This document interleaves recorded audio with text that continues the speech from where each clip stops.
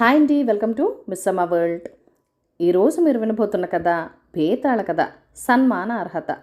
పట్టువదలని విక్రమార్కుడు చెట్టు వద్దకు తిరిగి వెళ్ళి చెట్టుపై నుంచి శవాన్ని దించి భుజాన వేసుకుని ఎప్పట్లాగానే మౌనంగా శ్మశానం కేసి నాడవసాగాడు.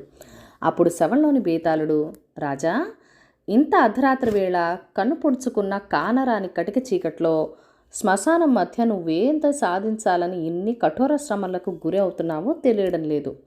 రాజులకు రాజనీతి విషయాల్లో తగు సలహాలు ఇచ్చేందుకు మంత్రులు, యుద్ధ వ్యవహారాల్లో తోడ్పడేందుకు సేనాపతులు, ఆధ్యాత్మిక చింతనకు కలిగేలా సంశయాలు తీర్చేందుకు పండితులు ఉంటారు.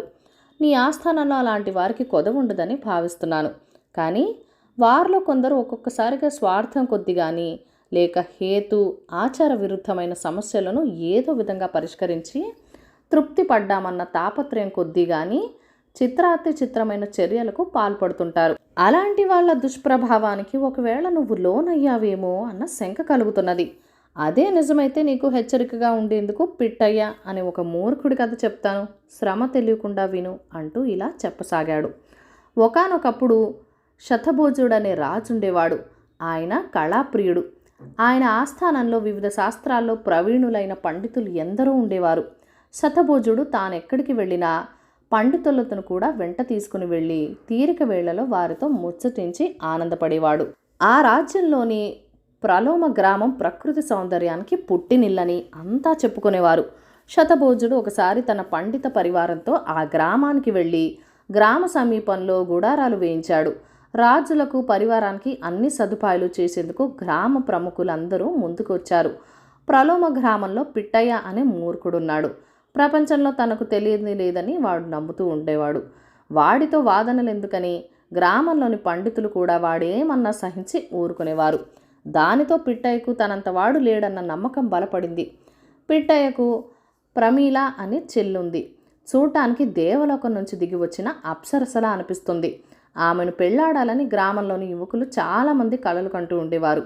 వారందరూ మంచి మాటలతో పిట్టయ్యని వశపరుచుకోవాలని వాడిని ఆకాశానికి ఎత్తేస్తూ ఉండేవారు.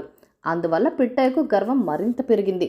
శతభోజ మహారాజు గ్రామం చివర గూడారాల్లో బస చేస్తున్నాడని, ఆయన వెంట ఉద్దంట పండితులు వచ్చారని పిట్టయ్యకు తెలిసింది. వాడు వెంటనే వెళ్ళి పండిత పరివారాన్ని కలుసుకొని వారితో, అయ్యలారా, మా గ్రామ పండితులందరూ నన్ను మించిన పండితుడు లేడని ఒప్పుకున్నారు. మా గ్రామ యువకులు నాకు బ్రహ్మరథం పడుతున్నారు. జీవితంలో ఇంత సాధించినా నాలో ఒక కోరిక మిగిలిపోయింది. మీ వంటి రాజాస్థాన పండితుల నుంచి సన్మానం పొందాలనే ఆ కోరిక అన్నాడు. పండితులు వాడు చాలా గొప్పవాడనుకుని వాణ్ణి తమకు తెలిసిన శాస్త్రాల నుంచి ప్రశ్నలు వేసి పరీక్షించారు. వాటికి వాడిచ్చిన సమాధానాలు విని, నువ్వు పరమ మూర్ఖుడివి, నిన్ను ఆట పట్టించడానికి అందరూ నిన్ను పొగుడుతున్నారు అని హేళన చేశారు. పిట్టయ్యకు కోపం వచ్చింది. ఇంతవరకు నన్నెవరూ పరీక్షించనే లేదు, ఇలా హేళన చేయనూ లేదు. నేను మిమ్మల్ని సన్మానించమన్నాను కానీ ప్రశ్నలు అడగమనలేదు కదా. ఈ మాత్రం ఇంగితం లేని మిమ్మల్ని రాజు ఆస్థానంలో చేర్చుకున్నాడో, ఎలా చేర్చుకున్నాడో ఏమిటో నాకు అర్థం కావడం లేదు అన్నాడు. పండితులు వాడి మాటలకు కోపం తెచ్చుకోకుండా, నాయనా, నీ సందేహాన్ని తీర్చడం మా వల్ల కాదు. పక్క గూడారంలో మహారాజు గారు ఉన్నారు, ఆయన్ని అడుగు అన్నారు. ఈ విధంగా పిట్టయ్య రాజదర్శనం చేసుకొని శతభోజుడి అందమైన రూపానికి అచ్చెరువు చెంది, ప్రభు, తమరింత బాగున్నారు, తమ ఆస్థానంలో అలాంటి పండితులను ఎలా చేర్చుకున్నారు అని అడిగాడు. ఆ మాటలతో వాడు తెలివి తక్కువ వాడని అర్థం చేసుకున్న శతభోజుడు, నా పండితుల్లో నీకు కనబడిన లోపం ఏమిటి చెప్పు అన్నాడు ఎంతో కుతూహలంగా. వాళ్ళు నాకు సన్మానం చేయటానికి నిరాకరించారు, అదే వాళ్ళ లోపం. తమరు వాళ్లకు బుద్ధి చెప్పి నాకు సన్మానం చేయించండి, లేదా వాళ్లను ఆస్థానంలోంచి తొలగించండి అన్నాడు పిట్టయ్య. నేను నువ్వు చెప్పినట్టు చేయననుకో, ఏం చేస్తావు అన్నాడు శతభోజుడు వాడిని రెచ్చగొడుతూ. దీనికి జవాబేమివ్వాలో వెంటనే తోచలేదు పిట్టయ్యకు. వాడు ఆలోచనలో పడగానే శతభోజుడు హేళనగా నవ్వుతూ, చెప్పు, ఏం ఆలోచిస్తున్నావు? నీ మాటలు వినకపోతే నువ్వు నన్నేం చేయగలవు అన్నాడు. అప్పుడప్పుడు ఇలాగే ప్రశ్నించి గ్రామంలోని యువకులు పిట్టయ్యను ఉడికిస్తూ ఉండేవాళ్ళు. అలాంటప్పుడు పిట్టయ్య వాళ్లకు తన చెల్లెల్నిచ్చి పెళ్లి చేయనని బెదిరించేవాడు. వాళ్ళు చప్పున వాడు చెప్పినట్టే వినేవారు. ఆ విషయం గుర్తుకొచ్చి పిట్టయ్య, నేనేం చేస్తానో చెప్పను, ఏం చెయ్యనో చెప్తాను, దెబ్బకు మహారాజానే దిగిరావాల్సిందే అన్నాడు. పోనీ అదే చెప్పు అన్నాడు శతభోజుడు. నా చెల్లెల్ని మీకిచ్చి పెళ్లి చేయను అన్నాడు పిట్టయ్య. శతభోజుడికి బెదిరింపు వినగానే నవ్వొచ్చింది. అయితే ఇలాంటి మూర్ఖుడి చెల్లెలు ఎలా ఉంటుందో, ఆమెతో మాట్లాడితే ఇంకెంత వినోదం లభిస్తుందో అన్న ఉద్దేశంతో ఆయన, ఓసారి నీ చెల్లెల్ని చూస్తాను, తర్వాత నీ సన్మానం విషయం ఆలోచిస్తాను సరేనా అన్నాడు. ఇందుకు పిట్టయ్య ఒప్పుకున్నాడు. శతభోజుడు వాడితో కలిసి వెళ్ళి ప్రమీలను చూసి అప్సరసలను తలదన్నే ఆమె అందానికి దిగ్భ్రాంతుడయ్యాడు. ఆమెతో కొద్దిసేపు మాట్లాడగానే ప్రమీలకు అన్నలాంటి మూర్ఖత్వం లేదని, ఆమెకు లోక జ్ఞానం బాగా ఉన్నదని రాజుకి అర్థమైంది. నీ వంటి అందగత్త మహారాణి కావటమే న్యాయం. నన్ను పెళ్లాట నీకిష్టమేనా అన్నాడు శతభోజుడు. పిట్టయ్య మధ్యలో కలగజేసుకుని, ప్రభు, తమ ఆస్థాన పండితుల చేత నాకు సన్మానం చేయిస్తేనే ఈ పెళ్లి జరుగుతుందని ముందే మనవి చేశాను. తమకు అంగీకారమే కదా అని ప్రశ్నించాడు. శతభోజుడు చిరాకుపడి, మా ఇద్దరికీ ఇష్టమైతే మధ్యలో నువ్వెవడివి? కావాలంటే కోరినంత డబ్బిస్తాను, తృప్తిపడు. పిచ్చి పిచ్చి కోరికలు కోరి ప్రాణాల మీదకు తెచ్చుకోకు అన్నాడు. ప్రమీళ రాజును వారించి, ప్రభు, అతడు స్వయాన నాకు అన్న. అతడు కోరిందేంత పెద్ద కోరిక కాదు, తమకు అసాధ్యము కాదు. నేను మిమ్మల్ని సంతోషంగా వరించాలంటే ఆ మాత్రం చేయలేరా అన్నది. శతభోజుడికి ఆమె మాటలు న్యాయమనిపించి సరేనన్నాడు. తర్వాత గుడారానికి వెళ్ళి తిరిగి పరివారాన్ని అందరినీ పిలిచి జరిగింది చెప్పి, ప్రమీళ్లను తొలిచూపులోనే వరించాను. మా ఇద్దరికీ వివాహం జరగాలంటే మీ సహకారం కావాలి అన్నాడు. పండితులందరూ ముఖాలు చూసుకున్నారు. పిట్టయ్య వంటి పరమ మూర్ఖుడికి తమ వంటి వారు సన్మానం చేస్తే తమ పాండిత్యాన్ని, శతభోజుడి కళాపోషణను ప్రపంచమంతా హేళన చేయదా? ఒక ఆడదాని కోసం రాజు ఇంతగా దిగజారడం అన్ని విధాల అవమానకరం కాదా? పండితులు రాజుకు ఈ పని తమ వల్ల కాదని, రాజు గనక కాదు కూడదంటే తాము ఆస్థాన పదవులకు నీళ్లు వదులుకోగలమని చెప్పారు. శతభోజుడు పండితులనేమీ అనలేక ప్రమీళ్లను వదులుకోలేక మనసులోనే దుఃఖపడసాగాడు. ఈ విషయం ప్రమీలకు తెలిసింది. ఆమె పండిత పరివారానికి కబురు పెట్టి, వాళ్ళు తన ఇంటికి రాగానే, మీరు మహాపండితులన్నని విన్నాను. మీ పాండిత్యం మీ రాజుకి పనికి రాకపోవటం చిత్రంగా ఉన్నది అన్నది. అందుకు పండితులు ఆశ్చర్యపడి, మా పాండిత్యం రాజుకు అన్ని విధాల పనికొస్తున్నది, మూర్ఖుడి చెల్లెలతో వివాహానికి మాత్రమే పనికి రాకుండా ఉన్నది అన్నారు. ఎందువల్ల అని అడిగింది ప్రమీల. ఈ వివాహం జరగాలంటే మేము మీ అన్నయ్య పిట్టయ్యకు సన్మానించవలసి ఉన్నది. అనర్హుడిని సన్మానించటం పండిత ధర్మం కాదు అన్నారు పండితులు. నా అన్న అర్హుడే అని నేను రుజువు చేస్తాను, అప్పుడు మీరు అతనికి సన్మానం చేస్తారా అన్నది ప్రమీల. మీ అన్నకు ఏ జ్ఞానము లేదు, ఏ ఆధారంతో అతన్ని సన్మాన అర్హత రుజువు చేయగలవు అని అడిగారు పండితులు.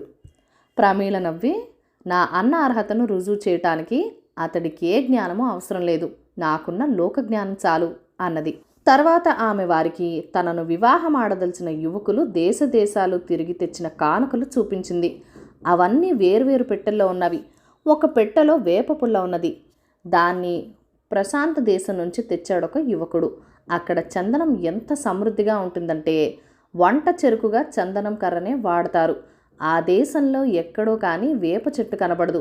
వేప పుల్ల అక్కడ ఎంతో విలువైనది. మరొక పెట్టెలో ఒక రాగి ఉంగరం ఉన్నది. ఆ దేశంలో బంగారు నగలు అన్నీ కావు. వంట పాత్రలకు కూడా అక్కడ బంగారాన్నే వాడతారు. ఆభరణాలకు మాత్రం రాగిని వాడతారు. రాగి నగలు త్వరగా పాడవుతాయని అలా జరగకుండా లోహ మిశ్రమాలు కూడా కనిపెట్టారు అక్కడ. రాగిలో కొద్దిగా బంగారాన్ని కలిపి మిశ్రమంలో తయారైనదే ఈ రాగి ఉంగరం. ఈ దేశంలో బంగారు ఉంగరం కన్నా ఆ దేశంలో ఈ రాగి ఉంగరం విలువ ఎక్కువ. ఇంకొక పెట్టెలో అందంగా కనబడే నల్లటి బొగ్గు స్ఫటిక ఉన్నది. ఆ దేశం నిండా వజ్ర లేకపోవడం వల్లనో మసి బొగ్గును తక్కువగా లభించడం వల్లనో ఈ స్ఫటికాలు అక్కడ చెప్పలేనంత విలువ ఉన్నది. ఈ విధంగా ప్రమీల పండితులకు ఎన్నో వస్తువులు చూపింది. పట్టుబట్టల కంటే విలువైన నేత దుస్తులు, కళాఖండాల కంటే ఎక్కువ విలువ సంతరించుకున్న చిత్రాలు, ఇలా ఎన్నో ప్రమీల వద్ద చూసి పండితులు ఆశ్చర్యం చెంది, ఈ విషయాలు మేము ఆ నోట ఈ నోట విన్నాము, కానీ ప్రత్యక్షంగా నీ వద్దనే చూస్తున్నాం. నువ్వు చాలా అదృష్టవంతురాలివి అన్నారు. మీరంతా మహాపండితులు.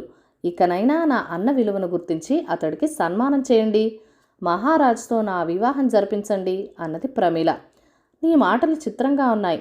ఈ వస్తువులన్నీ చూపడం వల్ల నీ అన్నకు సన్మాన అర్హత ఏ విధంగా వస్తుందో నువ్వే వివరించు అన్నారు పండితులు. అప్పుడు ప్రమీల వాళ్లకు చేతులు జోడించి, అయ్యలారా, మీరు పండితులు, ప్రజ్ఞులు, నన్ను పరీక్షించడానికి మీరు ఇలా అడుగుతున్నారు తప్ప ఈ పాటికి మీకంత అర్థమై ఉంటుందని నేను నమ్ముతున్నాను అన్నది. వెంటనే పండితులు ఆలోచనలో పడ్డారు. 1-2 క్షణాలు గడిచేలోపు ఒక వృద్ధ పండితుడు మందహాసం చేస్తూ చేయి ఎత్తి ప్రమీలను దీవించి, అమ్మా, నీ మాటలతో మాలో మహాపాండిత్యం ఉన్న అహంకారం ఉంటే అది నశించింది. మూర్ఖుడికి సన్మానం ఏమిటా అన్న విషయం గురించి మేము సూక్ష్మంగా తర్కించుకుంటే మన మహారాజుకి క్షణకాలం కూడా మనస్తాపం కలిగుండేది కాదు. మూర్ఖుడి సన్మానార్హత గురించి నీలాగా ఇంతవరకు ఎవరూ చమత్కరించి ఉండలేదు. నీ వంటి తెలివైన యువతి ఈ దేశానికి మహారాణి కావటం ప్రజల అదృష్టమనే ఉద్దేశంతో కూడా మేము మీ అన్నని సన్మానించదలిచాం అంటూ మిగతా పండితులకేసి చూశాడు. పండితులందరూ ప్రమీల తమకు లభించిన వింత కానుకలు చూపడం ద్వారా చెప్పదలిచిందేమిటో అప్పటికీ అర్థమైనట్టు తలూపి కరత్వాళ ధనులు చేశారు. బేతాళుడి కథ చెప్పి, రాజా, మూఢత్వం కూడా సన్మాన అర్హతను అని భావించే శతభుజుడి ఆస్థాన పండితుల గురించి ఏమనుకోవాలి? తమ రాజు ప్రమీలను వివాహం ఆడదలిచి అది సాధ్యం కాదేమో అన్న మనస్తాపంలో ఉందన్న ఆయనకు సంతోషం కలిగించేందుకు వాళ్ళు మూర్ఖుడైన పిట్టయ్యను సన్మానించదలిచినట్టు కనబడుతున్నది. మూర్ఖత్వాన్ని సన్మానించడం అంటే పాండిత్యాన్ని అవమానించినట్టే కదా. ఏది ఏమైనా సమస్యను పరిష్కరించి తీరాలన్న తొందరపాటు కొద్దీ పండితులు హేతు ఆచార విరుద్ధమైన ఈ సంగతానికి పాల్పడినట్టు తెలియడం లేదా? ఇంతకు ప్రమీళ వద్ద ఉన్న వింత కానుకల ద్వారా పండితులకు ఏమైనా చెప్పదలిచిందా, లేక కేవలం వాళ్లను గజిబిజిపరిచేందుకు ఏవైనా ఎత్తుగడా? వృద్ధ పండితుడు ఆమెను ఏదో చమత్కరించిందనడం, మిగతా వాళ్ళు తలలూపి కరతాళ ధ్వనులు చేయటం అంత హాస్యాస్పదంగా లేదా? ఈ సందేహాలకు సమాధానం తెలిసి కూడా చెప్పకపోయావో నీ తల పగిలిపోతుంది అన్నాడు. దానికి విక్రమార్కుడు, లోకంలో అరుదైన ప్రతీదీ మనిషిని ఆకర్షిస్తుంది. ఆకర్షణ అంటే మెచ్చదగింది, విలువైనది అనే కదా. ఆయా దేశాల్లో అత్యంత విలువైనవి తమ దేశంలో గుడ్డిగవ్వకు కొరగానివి అయిన వస్తువులను పండితులకు చూపటం ద్వారా ప్రమీళ చమత్కరించిందేమంటే ఎంతో అరుదైన మహాపండితులలాగే వజ్రమూఢుడు కూడా సన్మాన అర్హుడని. ఇది గ్రహించిన వృద్ధ పండితుడుకు తాము పిట్టయ్యను సన్మానించడం ద్వారా అతడు పరమ మూఢుడని ధృవీకరిస్తున్నట్టు అర్థమైంది. అందువల్లనే ప్రమీల వంటి వివేకవతి తమకు రాణి అయితే ప్రజలు మరింత సుఖపడతారని భావించాడు. ఆపద్ధర్మంగా హేతు ఆచార విరుద్ధమైన పండితులందరూ పిట్టయ్యను సన్మానించడానికి తలలూపారు అన్నాడు. రాజుకి ఈ విధంగా మౌనభంగం కలగగానే బేతాళుడు శవంతో సహా మాయమై తిరిగి చెట్టెక్కాడు. ఈ కథకు ఆధారం జొన్నలగడ్డ రామలక్ష్మి గారి రచన. కథ కంచికి మనం ఇంటికి. ఈ కథను లైక్ చేయండి, షేర్ చేయండి. మన ఛానల్ని ఫస్ట్ టైం చూస్తున్నట్లయితే కనుక ప్లీజ్ సబ్స్క్రైబ్ చేసుకొని మీ సపోర్ట్ ఇవ్వండి. మీ అమూల్యమైన ఫీడ్బ్యాక్ అండ్ సజెషన్స్ నాతో కామెంట్ సెక్షన్లో కూడా షేర్ చేసేయండి. Thank you for watching. Bye bye.